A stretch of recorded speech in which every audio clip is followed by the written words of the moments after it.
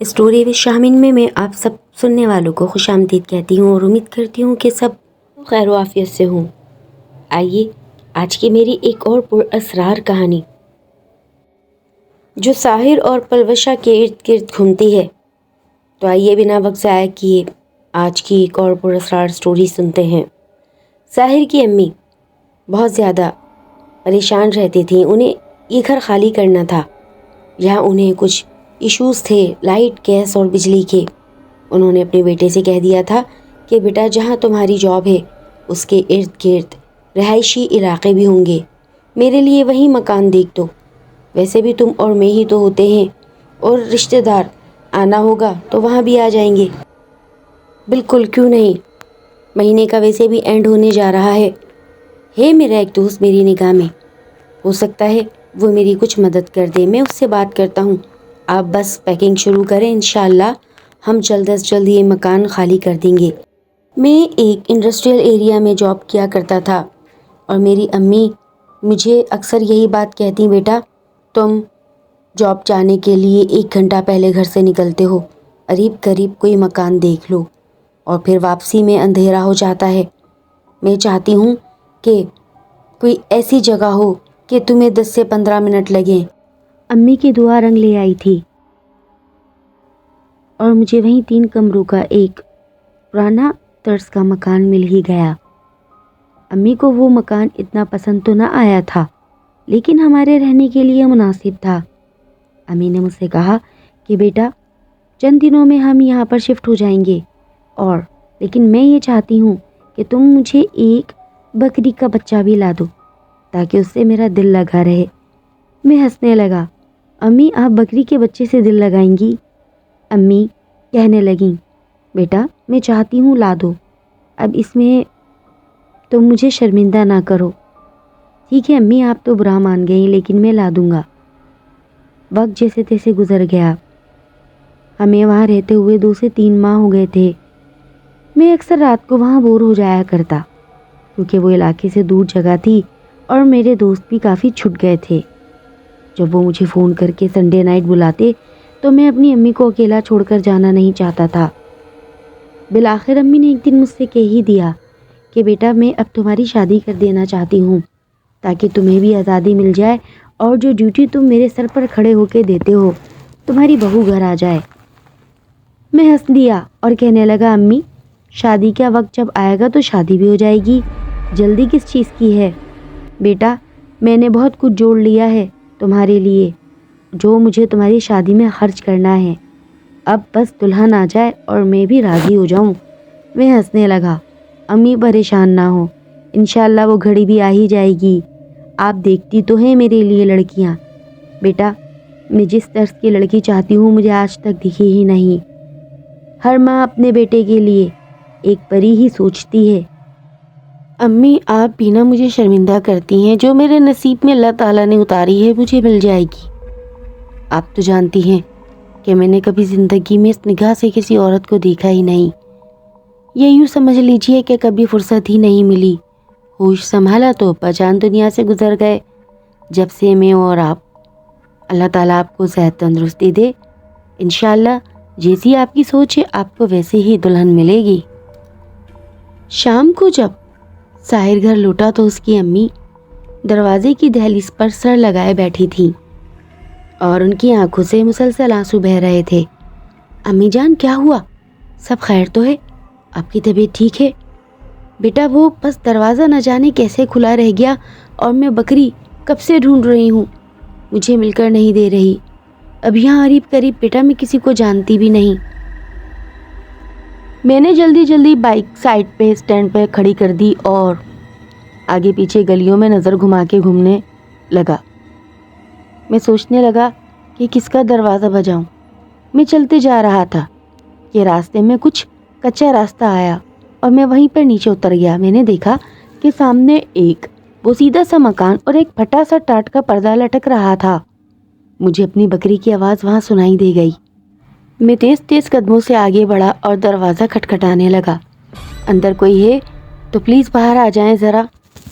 کچھ سیکنڈ گزرے تھے کہ ایک نسوانی آواز مجھے اندر سے سنائی دی، جی کہیے۔ وہ اصل میں کچھ گھنٹوں پہلے میری بکری کا بچہ نہ جانے کدھر نکل آیا ہے، لیکن مجھے آپ کے گھر سے اس کی آواز آ رہی ہے۔ اگر آپ کے گھر بھولے سے وہ آ گیا ہو تو پلیز واپس کر دیجئے اور بہت شکریہ ہوگا آپ کا۔ یہ کہہ کر وہ آواز اندر سے پھر سنائی دی۔ جی، دوپہر کے 3 بجے یہاں ایک بکری نکل آئی تھی، وہ ہمارے ہی گھر میں ہے، لیجئے لے جائیے۔ ایک آواز اندر سے آئی، دروازہ کھلا، اس نے جیسے ہی بکری کا بچہ باہر نکالا اور میری نظریں اس کی نظروں سے ٹکرائی، میں اسے دیکھتا ہی رہ گیا۔ وہ نیلی آنکھوں والی ایک خوبصورت دوشیزہ تھی، عمر کوئی 24-25 سال ہوگی۔ وہ فوراً اندر ہو گئی اور دروازہ بند کر دیا اور میں ایک ٹکٹکی باندھے اس کو وہیں دیکھتا رہ گیا۔ نہ چاہتے ہوئے بھی میرے قدم جم سے گئے تھے۔ میری ہاتھوں میں جو بکری کا بچہ تھا اچانک وہ منمنانے لگا اور میں ہوش میں آ گیا۔ میں آج بہت بوجھل قدموں سے واپس لوٹ رہا تھا، لیکن میں نے مڑ مڑ کر نہ جانے کتنی دفعہ اس ٹوٹے پھوٹے بوسیدہ مکان کو دیکھا تھا۔ میں اب اپنے گھر آ گیا تھا۔ یہ لو امی، مل گیا بکری کا بچہ۔ ارے اللہ تیرا شکر ہے۔ ان کی اماں نے فوراً بکری کا بچہ گود میں لیا اور اسے پیار کرنے لگیں۔ کہاں چلے گیا تھا؟ میں کتنا پریشان ہو گئی تھی۔ بیٹا کہاں سے ملا؟ امی یہ تو کسی کے گھر میں تھا۔ اور پھر وہاں کیا مطلب وہاں کیا بیٹا؟ امی وہاں پر جو بھی لڑکی تھی اس نے مجھے یہ بکری دے دی۔ اچھا مجھے لے چلنا ادھر، میں ان کا شکریہ ادا کر کے آؤں گی۔ اور کیا اماں؟ کچھ نہیں۔ آج تمہارے چہرے کا رنگ یہ کیوں اڑا ہوا ہے؟ سب خیر تو ہے بیٹا؟ کیا کچھ انوکھا دیکھ کر آئے ہو؟ ماں ہوں، پہچان سکتی ہوں۔ بس امی کچھ نہیں، میں نے دیکھا اس لڑکی کی نیلی آنکھیں تھیں امی، اور آج تک میں نے ایسی آنکھیں دیکھی نہیں ہیں۔ بڑا عجیب سی چمک تھی ان میں۔ ایسی بات ہے تو مجھے کل ہی لے کر چلنا، میں ان کا شکریہ ادا کر کے آؤں گی اور ساتھ ساتھ اپنے دل کے ارمان بھی نکال لوں گی۔ امی نے ساحر سے یہ بات کہہ دی تھی اور ساحر ہنستا ہوا اندر چلے گیا تھا۔ آج موسم ابر آلود تھا، ہلکی ہلکی بوندا بادی ہو رہی تھی۔ میرا آج کام پر جانے کو دل ہی نہ تھا۔ میں نے دل ہی دل میں سوچ لیا تھا کہ میں امی کو دوپہر میں ان کے گھر لے جاؤں گا، ہو سکتا ہے میری دال گل جائے۔ لیکن بوندا بادی نے ایک دم تیز طوفانی بارش کی صورت اختیار کر لی تھی اور یہ بارش لگاتار 7 دن برسی تھی۔ میں بہت بے چین رہا اور یہ 7 دن مانو میں نے صدیوں برابر گزارے۔ امی بھی کہتی بیٹا وہ لوگ نہ جانے کیا سوچتے ہوں گے۔ بالآخر ایک روز بارش رک ہی گئی اور وہ دن اتوار کا تھا۔ امی کیوں نہ آج چلیں اور وہاں جا کر ذرا آپ ان سے شکریہ ادا کر دیجیے گا۔ میں نے بھی خوب اچھی طریقے سے تیاری کی اور میری امی نے بھی۔ ہم دروازے کو تالا لگا کر اب گھر کی جانب بڑھنے لگے۔ آہستہ آہستہ ہم جگہ جگہ سائڈ پر جمے پانی سے بچتے ہوئے جا رہے تھے۔ ہم اس گھر کے بالکل قریب پہنچ گئے تھے۔ امی یہ ہے وہ گھر جہاں میں نے وہ خوبصورت آنکھیں دیکھی تھیں۔ اگر وہ لڑکی شادی شدہ نہ ہوئی ہو تو کیا آپ میرے لیے اس کا رشتہ دیکھ لیں گی؟ بیٹا میں اسی نیت سے تو آئی ہوں، شکریہ بھی کروں گی اور لگے ہاتھ تمہارا رشتہ بھی مانگ لوں گی۔ ہم دونوں کافی دیر تک ان کا دروازہ بجاتے رہے، لیکن اچانک جب امی کی نظر تالے پر پڑی تو ہم مایوس ہو گئے۔ امی یہ کیا میری قسمت؟ کوئی بات نہیں بیٹا، پریشان کیوں ہوتے ہو؟ انسان ہے، ملنے بھی چلا جاتا ہے کہیں، کیا پتا کہیں بازار نکل گئی ہوں، کچھ بھی ہو سکتا ہے۔ کچھ ہی فاصلے پر ایک بوڑھی عورت دروازہ کھول کر بیٹھی تھی اور ان دونوں کو اشارے سے بلانے لگی کہ ادھر آ جائیے۔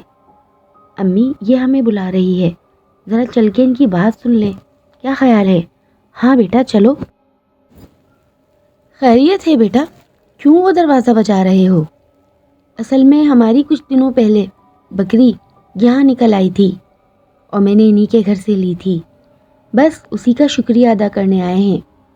وہ بڑھیا جب یہ بات سن رہی تھی تو اس کی آنکھیں پھیلنے لگیں اور وہ دروازے کے سہارے سے اٹھ کھڑی ہوئی اگر آپ لوگ برا نہ مانیں تو میرے گھر آ جائیں، پانی پیجیے، اور میں آپ سے کچھ کہنا چاہتی ہوں۔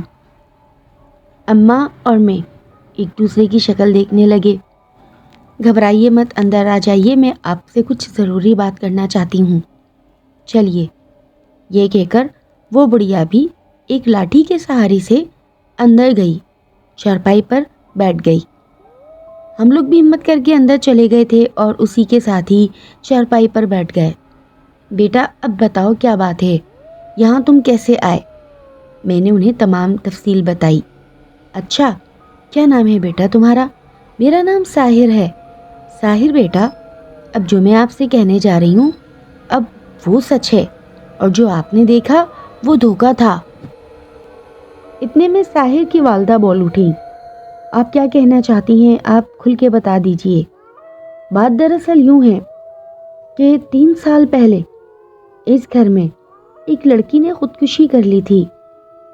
اس کی گہری نیلی آنکھیں اور سرخ و سفید رنگ، بہت دلکش اور خوبصورت بچی تھی۔ وہ معصوم ہونے کے ساتھ ساتھ بہت صاف دل کی تھی۔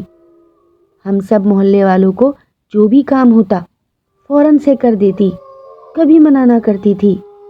وہ بہت اچھے کپڑے بھی سلائی کرتی تھی۔ کیا کہنا چاہ رہی ہیں؟ میں ایک دم غصے سے اٹھ بیٹھا۔ بیٹھ جاؤ بیٹا، پوری بات سن لو پہلے میری، جو میں اب بتانے جا رہی ہوں۔ اس کا باپ جواری تھا اور وہ سٹے اور جوئے میں بہت کچھ ہار چکا تھا۔ وہ سوات کا علاقہ چھوڑ کر یہاں آ بسے تھے۔ پیچھے سے تو بہت صاحب حیثیت تھے، لیکن باپ کے جوئے کی لت نے ان کے پیچھے کچھ نہ چھوڑا، اور بالآخر ایک روز اپنی بیٹی کو بھی جوئے میں ہار گیا۔ اور جس روز وہ گھر آیا اور اس نے بتایا کہ اگلے روز پلوشا کو، جن سے میں جوا ہارا ہوں، وہ لینے آئیں گے، بیٹا تم تیار رہنا۔ گھر میں کافی ہم نے ہنگامے کی آوازیں سنی، لیکن اگلے ہی روز وہ آوازیں چیخوں میں بدل گئیں۔ ہمیں آج بھی اچھی طریقے سے یاد ہے کہ اس کی پنکھے سے لٹکی ہوئی لاش یہ واضح ثبوت دے رہی تھی کہ ہر چیز بکاؤ نہیں ہوتی، اور اس کے باپ کے جوئے کی لت نے اس کی بیٹی کو تو موت کے گھاٹ اتارا تو اتارا۔ یہ صدمہ پلوشا کی ماں بھی برداشت نہ کر سکی، اور اس بیچاری عورت کا بھی وہیں ہارٹ فیل ہو گیا۔ محلے والوں نے مار دھاڑ کر اس کے میاں کو تو علاقے سے نکال دیا، لیکن یہ گھر آج بھی پچھلے 3 سالوں سے ویران پڑا ہے۔ تو بیٹا بتاؤ، تم وہاں کیا کرنے گئے تھے؟ اور حیرت کی بات کہ ہم نے آج تک اس لڑکی کو کبھی وہاں نہیں دیکھا۔ لیکن اگر میں یہ کہوں جو حلیہ تم نے مجھے بتایا ہے، تو یہ بالآخر سچ ہے کہ وہ واقعی وہی تھی جسے تم نے دیکھا ہے۔ یہ کہہ کر وہ بڑھیا بھی سناٹے میں چلی گئی، اور اس کے چہرے پر خوف کے سائے پھیلنے لگے۔ ہم وہاں سے کیسے اٹھ کر آئے، یہ ہم ماں بیٹے ہی جانتے ہیں۔ اس حادثے کو آج 8 سال گزر گئے۔ ہم نے وہ علاقہ بھی چھوڑ دیا، اور میں شادی شدہ بھی ہو گیا، لیکن آج تک میں وہ لڑکی نہ بھول سکا۔ لسنرز، اگر آپ کو میری سٹوری پسند آتی ہے، میرے چینل کو سبسکرائب کرنا نہ بھولیے گا۔